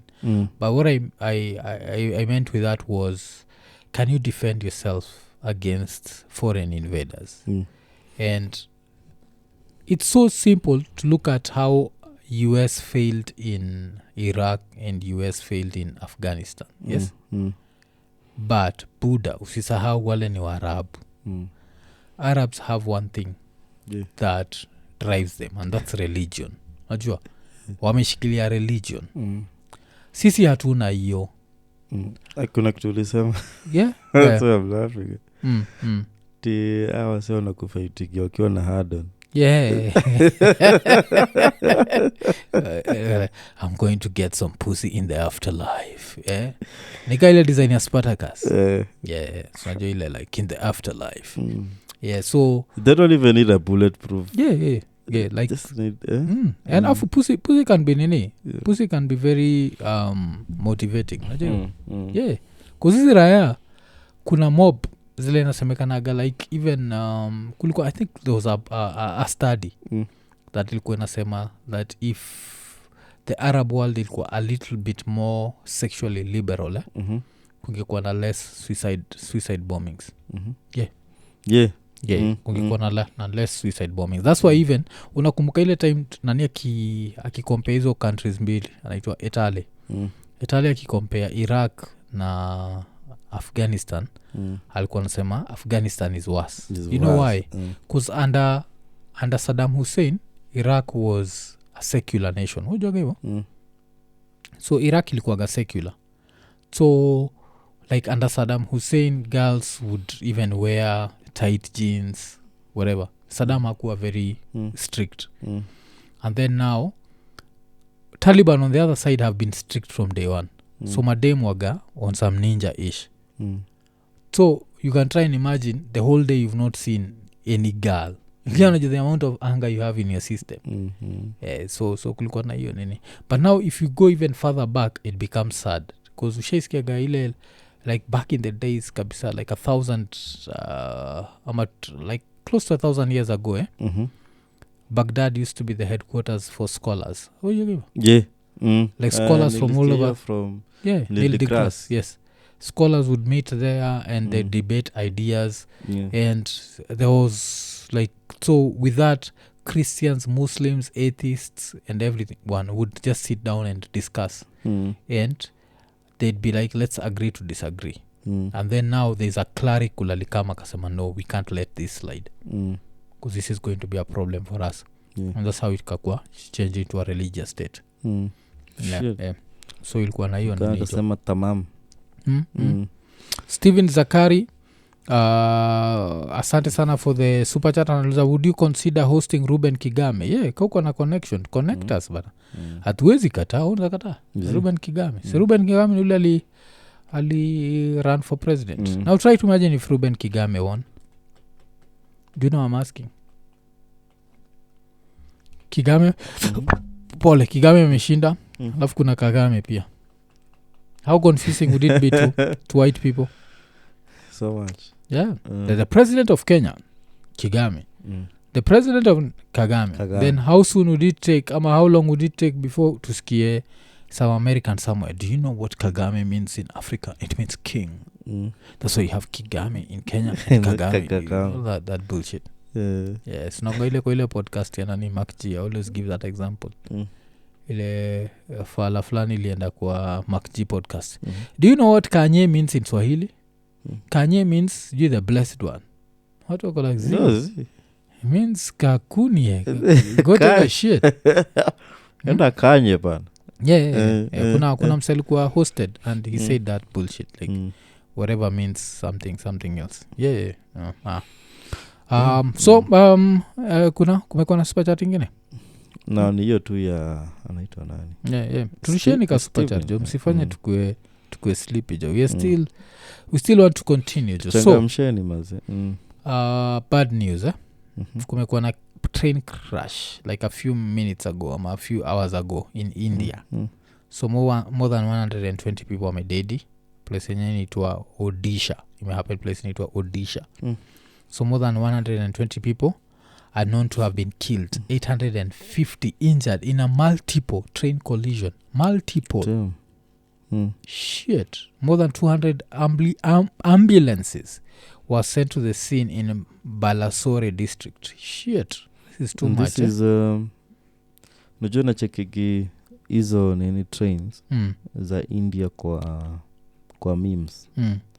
Sana if nini a player amesign for another club and my fans wakimigrate and then there's this ka photo ka people wamedandia train like every naitwaje coach iko na waseka so juu. Yeah. I'm trying to imagine.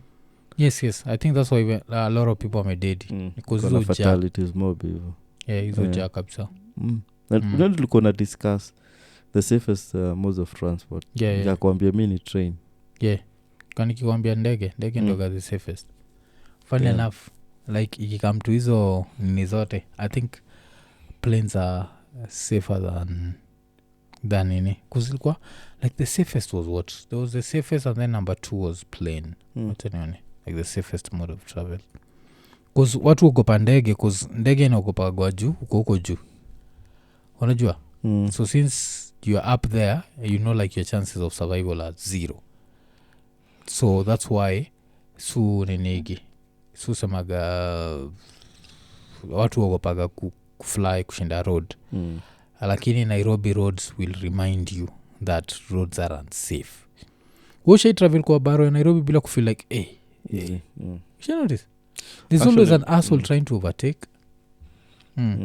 Actually move for a jam sometimes. Yeah. Because unajua ndaye hizi speed. Hata kama inaepa jam itaenda tu kiasi tu then. Yeah.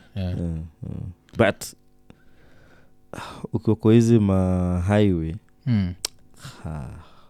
You guy. Okay. Yeah. So these people have not been to Kenya because according to kuna website inajita bus.com mbonga juu the safest modes of travel. So the safest mode of travel ni airplanes. Yes. Number 2 ni buses. I'll tell you why I'm saying they've not been to Kenya. Number 3 ni train. Number 4 ni boat. Number 5 ni cars. Number 6 ni motorcycles. Sindio? So motorcycles sujuaga these are unsafe. That one we know and we all agree. But Kenya, cars and buses, which one do you feel are more unsafe? I feel like Kenya buses are more unsafe than they're more unsafe than cars. Yeah. They cause more accidents. Yes. Because there's always an asshole in a hurry trying aende washukishe achukue watu wengine. Yeah. So Kenya buses and cars would switch position. So Kenya mi vile naweza sema now the safest would be airplanes. The number 2 safest would be train. Sindio? But hata Kenya right now as things stand, Kenya train ni the safest. Yeah, yes. Nataka kuambia sasa as things where stand. I am now Train na history the last time train ili derail was 1998. Yeah. Train isha derail 1998. Yes. Yeah. Oh. Wapi? Kosla mama. I can't remember wapi. Yeah, but it was 98. Hiyo nakumbuka. The last time planes hata utu to to jets, private jets. Hata look at even the Saitoti ones na sijui nini. Yeah. Kumekuwa na historia hizi airplanes. I don't know if those pilots maybe wanachekigi the weather or anything. There's something wrong. Yeah. But we've had more planes causing accidents than trains. Yeah. Because like one of the most horrific stories I've ever had about Kenya, I don't know how true this story was, so I have to put the disclaimer. But there's a plane crash that happened in Kenya a few years back. Ilikuwa na female pilots. Nakumbuka? There's some female pilots. So apparently what happened was allegedly ati mse alikuwa kwa ile towers was having a bad day. So when these girls called him he was rude. Alafu unajua lazima mwambiwe levels like fly at this level, fly at this other level. So the instructions aliwapatia hazikuwa the right instructions. I had something close to that. And you know in Kenya you can get away with that. The reason why I even believed that was because in Kenya you can get away with that. Yeah, but I don't know. That's why now I put disclaimer that I don't know how true that was. Okay. But nilisikia hiyo because that shit is dangerous. Like if you are working kwa airport, you're not allowed to have a bad day. Fuck your feelings. If you're having a bad day, stay home. Because people, it's a life and death situation. Yeah. Because walibaki wamefly into Ngong Forest, if I'm not wrong. But they ended up crashing into a mountain. Or a hill, whatever. I don't know what they crashed into. But it was something close to that. Yeah. Yeah. Yeah, man. Yeah. Na pia hata nini, I think should also be the same. You're not even supposed to have a bad day. Is a train. Na pia trains. Yeah. Because sijui they go with, you know, they change the rails, sijui whatever. Yeah, so na what do you feel kulikuwa na a slight accident I don't know watu wanasema ni drill. Yeah, wengine walikuwa wanasema si drill. Airport do you think waliambia ni drill? Mimi nilicheki Citizen TV wamesema it was a drill. Yeah, okay. Do you believe it's safe these days? Are there other ways to conduct drills? Nah, I think we have to keep it old school. With drills, it scares the shit out of you. But we have to keep it old school. Alafu mko na drills at some point ulikuwa seko boarding. Mlikuwa na drills za see fire. In case of fire, what do you do? No, but there's a girl used to be my neighbor. Alikuwa niambia uni yao they once conducted a drill usiku. Yeah. And there are people to date well he conduct like this a terror attack kwa chuo. Kuna ile happen. Kuna ile moja ile happen hapa Nairobi. Yeah. So your Nini was there? Yes. People ended up even crippled there. Yeah, up to date. Na kuna mwenye pia lose life. Yeah, because I remember it was at a university. People ended up jumping from a third floor. Exactly. Like how do you conduct a terrorism drill? After what happened Nini Garissa, 147 people died. Then they did that shit like immediately, I think. Fuck drills, man. Fuck drills, Because me, the drill I wanted to tell you about was tukiwa Seiko, we used to have drills, the fire drills. Acheki. And what would happen is, like when there was a fire drill, there'd be, I think, a captain or a whatever standing there telling you, exit this way, exit this way, exit. Alafu muna exit, mnaenda. So tuko tunatoka kwa domes, tunaenda assembly, and then they do like a roll call, make sure that everyone is safe. So we'd have those drills. And apart from that, the school within itself had firefighters. Which okay? Like students. Starch kulikuwa na like firefighter students. Yeah, like dudes who would fight fire. Like so there was that level. Because now in hindsight, when you look at that, you're like, damn, as a school, we not only had like fire drills, we had firefighters, and apart from firefighters, we had fire hydrants. That school has fire hydrants. Okay. And these fire hydrants, if I'm not wrong, there's a fire hydrant mbele like every dome. Like there's a place where there's a tap maji now. You use it to fight fire. So there used to be that, yes. But you can't do a drill, because even states attack or anything. States wanafanyaga drills are mass shootings. But like, you're normalizing this shit. States kumekuwa na hizo ujinga. Okay, I think hizo ni important. Although pia lakini natumtoi tudogo tunaambwa alafu sikama shuta kanajificha na nyinyi. Si shida waga like kikulacho kinguoni mwako. Wahenga wenye whatever na busara walinena. So kuna kama shooter hapo katikati yenyu. Tako like okay. Okay. Kana soma hiyo drill. Kana soma drill. You get the drill. Alafu Azizi kuna kitu unataka kusema sema tu No, nilikuwa nataka kusema tu I don't believe maybe there are better ways. Hizi story hii places watu pelekwa maybe retreats ama nini. Maybe you can pull something of the sort kama umepelekwa in a place you can't harm yourself. You know, hata kama you're not prepared kama vile watu wenda team building they can maybe try and recreate some things, but see place yenye you've not even been shown your emergency exit. Because university that was bad.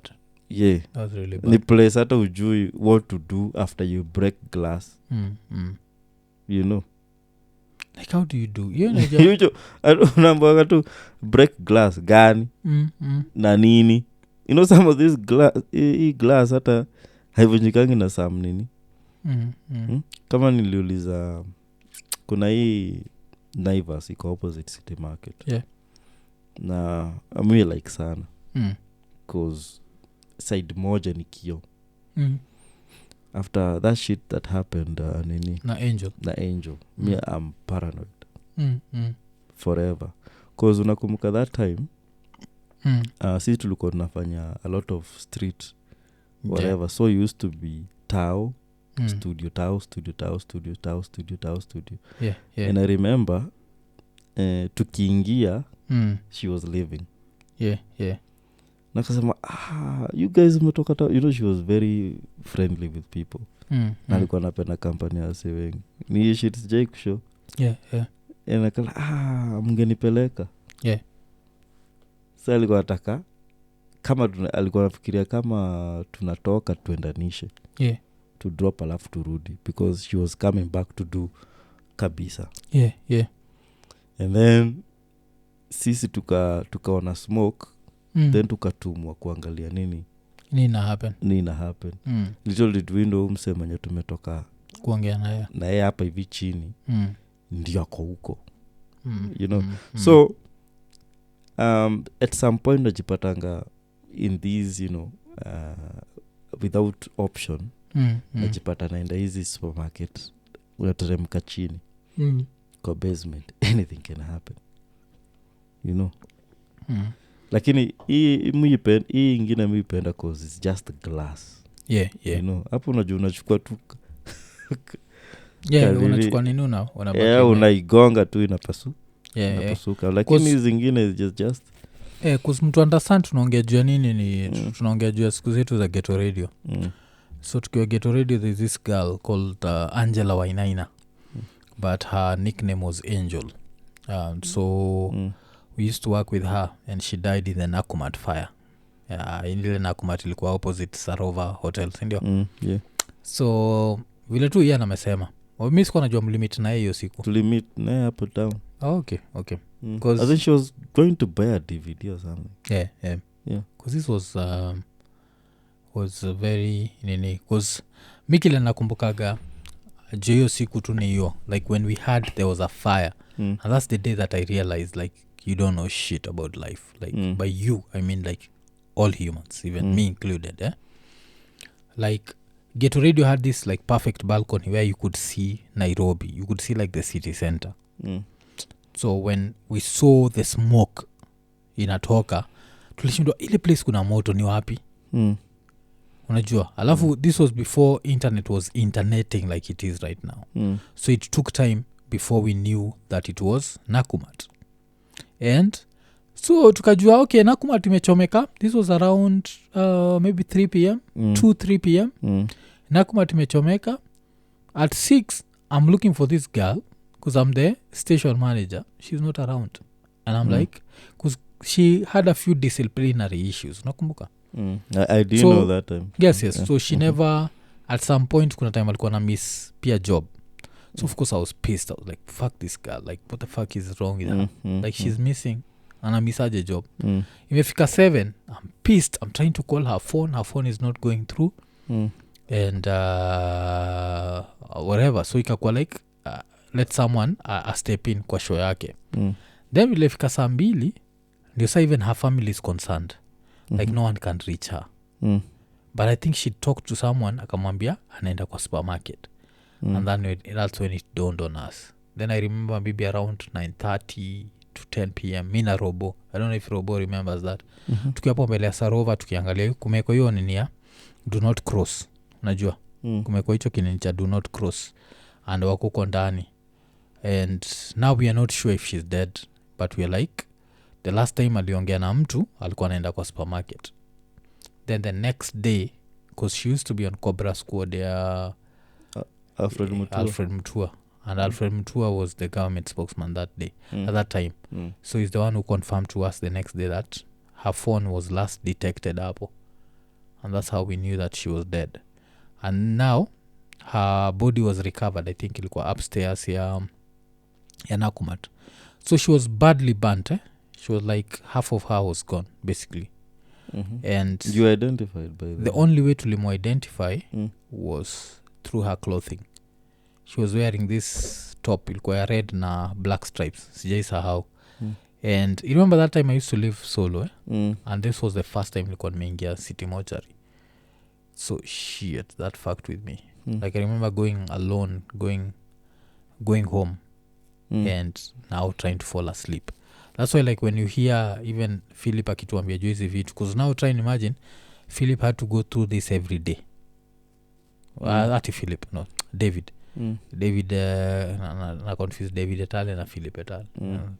Two very different Etales.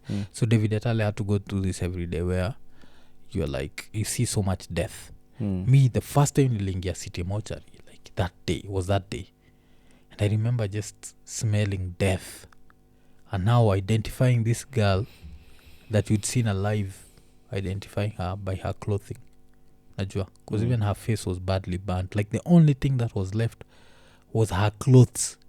And the fact zilikuwa distinct somehow. So even after to identify, after alikuwa amechomeka vibaya height. Like part of her legs were gone, her face, it was fucked up. So, but the good thing was, this same dude, Johansen Odur, because he does all whatever, the good thing was he said she died from inhalation. So by the time she was burning, she'd already died of carbon monoxide poisoning. So that's the only thing. She didn't die in pain.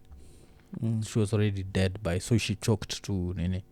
But another thing mutakaka kuremind watu juu ya Angel is, another thing that Angel pia, the girl taught me was, never fear death too much and never talk about death. She loved talking about death. I don't know if you know that. No. She loved talking about death. And mukumbakaga siku moja ile sijaisahau, she was supposed to go for surgery ya sinuses. So nakumbuka tukiwa kwa the same balcony, tukiangalia tao hivi. Akisema, I'm supposed to go for this surgery and I'm so afraid, I think I might die. Mpaka naambia like sinuses, I don't know, but I think kuna mtu alimwambia like sinuses nini, for that to kill you, it's but she loved talking about death. So spendagio shit. When COVID was happening, when people started talking death around me, I'd be like, fuck that, man, I don't want to hear that shit. Because as much as I don't believe in gods and whatever, I always feel like sometimes the energy you put out there can come back for your ass. So don't be obsessed na kitu. Yeah. Okay. Like if you talk about that shit, it can decide to visit you. Acheki ushesikia juu ile dem, kuna dem alisurvive a plane crash. You heard about that girl? No. There's a girl who survived a plane crash. Like one of those Final Destination bullshit. A girl in America survived a plane crash. And then when she was going outside there to wait for help, she was run over by garis na leta help. How fucked up is that? Death is a motherfucker, man. Yeah. So wacha tu shout out watu kadhaa. Kuna Manase Mombi, kuna Emily, alafu kuna JF Express. Asanteni sana for them super chats. Thanks. Yeah. So don't talk about too much about death. But now talking about death and talking about attacks, wacha tubonge juu America kidogo. So kulikuwa na hii Rob Elementary shooting ili happen in States. This happened last year, May 25th. Do you know that there's a girl who has been charged in Germany because of that shooting? How interesting is that? Yes. This happened in the US. The shooting happened in the US, but a girl has been charged in Germany. Under what charge? She's been charged for not warning. Because this was what happened. This is what happened. So this girl is online. It's some online platform. Of course, she's a teenager. So she flirts with people, talks to boys, blah, blah, blah. And then there's this one asshole who keeps talking to her. And when he talks to her, he tells her, like, I'm planning to shoot a school. You are a teenage girl in Germany. Will you think this is serious? No, So he even went, bought guns and amwonyesha, like, in your gun, nenda kushoot nayo chuo. The day when he was going to shoot chuo, aliambiwa dem bado. Saizi nataka kwenda kushoot watu. And then the girl saw it in the news. So when aliona kwa news, ndio akaenda akasema like, damn, I was talking to this guy. But sasa the German Nini felt like she didn't do enough. Okay, fuck the German. They're so efficient that they felt like they didn't do enough.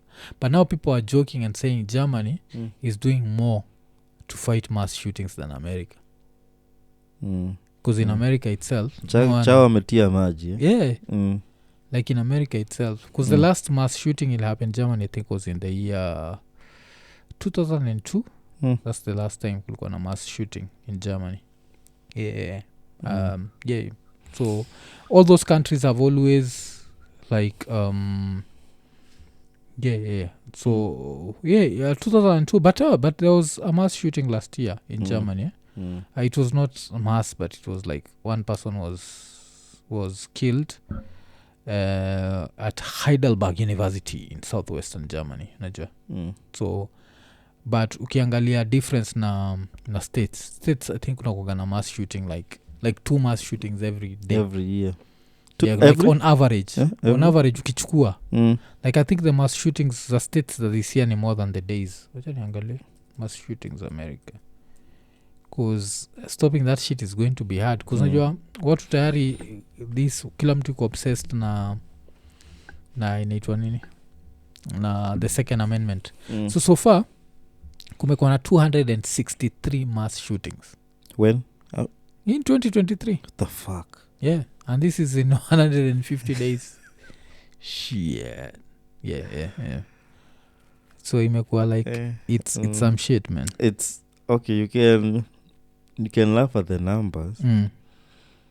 But nile una laugh well scared. Hey, it's like, scared. Shit, man. What? Unajua umeniambia hivyo liko like and do you know what this is going to happen? It's going to trickle into other countries. What? These way of expression at Nini. You don't need to go alone. Itakuwa hard, unajua kwa nini? Guns. You can't buy guns as easily as America. Ushaonaga watch series inaitwa Barry. No, Barry had this like Barry meisha ni Barry ni show ya HBO. So if you have HBO, go and watch Barry. Barry had this one scene that showed you what America is, and I think they did it intentionally.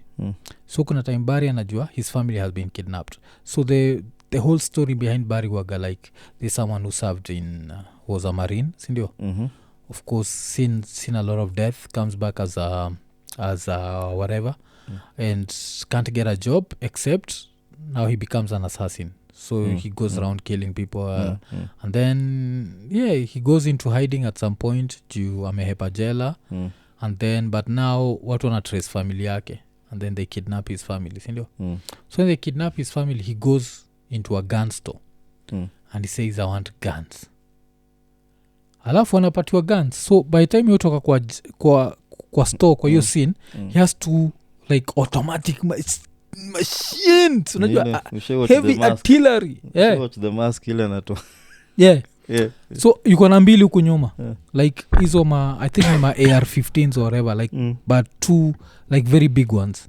Assault rifles. Amejaza hizi zingine. Alafu ana walk, anapitana na watu wakiingia kwa super and no one looks at him. You see Kenya tukiona mtu na gun tunapotea kwanza. Sisi wote tuta so I think they walishoot you intentionally. So na yo shot wagena mfuata mpaka akiingia kwa gari kwa parking lot, no one looks at him like this is normal, then he gets into a car and just drives away. So that's the sort of country una deal nayo. So I don't think there's a way that country yote ingine inza come close to that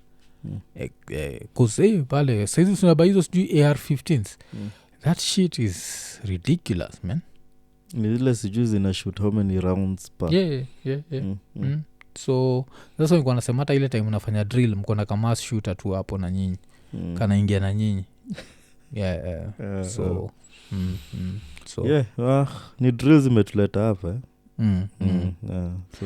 Anonymous team anasema talk about death, don't talk about it, don't fear it, doesn't matter and time yako ikifika imefika. Kuna kuwaga na hii theory ya time yako ikifika imefika. I feel like it's an overrated. It takes away some level of responsibility from other people and yourself to some degree. Yes, time yako ikifika imefika. Yes, do you dispute that? I don't. Do you dispute that we'll all die? I don't dispute. Yes. So the only thing tunasema is in life the energy unaput across matime waga like see, we've talked about death. So mina and we've talked about death from the perspective of first of all our brothers, losing our brothers. But one thing we've never done is talked about our fear for it, because this is what the girl that I was giving an example, she used to talk about her fear for it. And apart from that, she used to be like, I won't do this because it's going to kill me, I won't do this because it's going to kill me. That's where there's a problem, majeki. Like even during the heat of COVID, ini story moja niliambia Ian, but siwezi taja that friend of mine because I have to protect the innocent. But I had a friend who was obsessed in that bullshit. I won't do this because of COVID. COVID is going to kill me. And I was like, no, fuck you, man. You can't live your life like that. Acheki. At some point, you have to live life. Just live it. Can't shit happen? Yes, shit happens. That's what makes it life. Aja. If we knew what would happen tomorrow, we wouldn't wake up. Because we know what's going to happen. But the fact hatujui, so that's what tunami nayo. Hatumanishi ati if you don't talk about it, it won't whatever. No, it's still going to happen. But we won't obsess over it. Najua, ile design ya, wacha ni quote Epicurus. Epicurus is the Greek philosopher who died 270 BC. So Epicurus alisemanga, do not fear death. Because when you're here, it's not. And when it's here, you're not.